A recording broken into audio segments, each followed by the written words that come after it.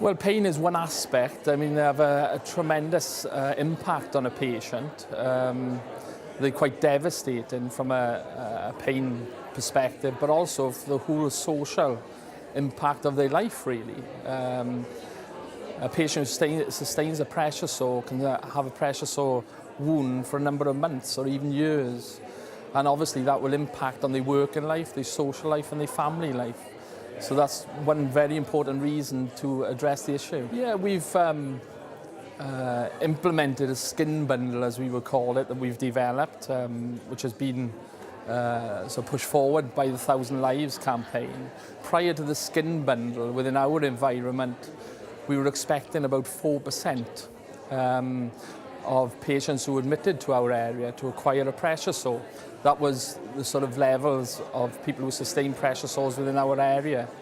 Throughout the UK, you're talking of levels around 10% of hospital admissions sustain a pressure sore, so it's quite a considerable problem.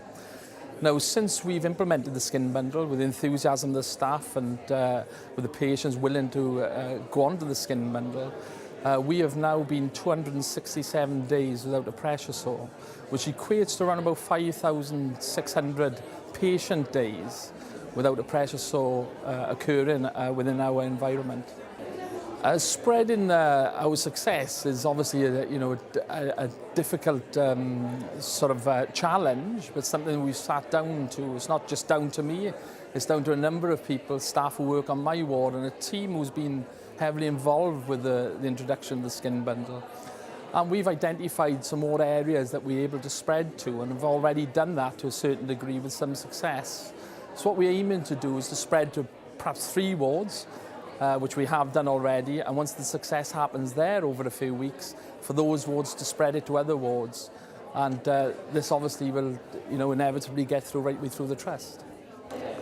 Well, I think it's fantastic from a patient perspective that we're actually looking at the quality of the care of the patient. Over the last few years, we've looked at waiting lists and targets, which are very important and continue to be important. But now the emphasis is on what we can do for the quality of the patient. And, staff get turned on by that, patients get turned on by that. And that's why improvement comes, I think, with enthusiasm of staff and patients.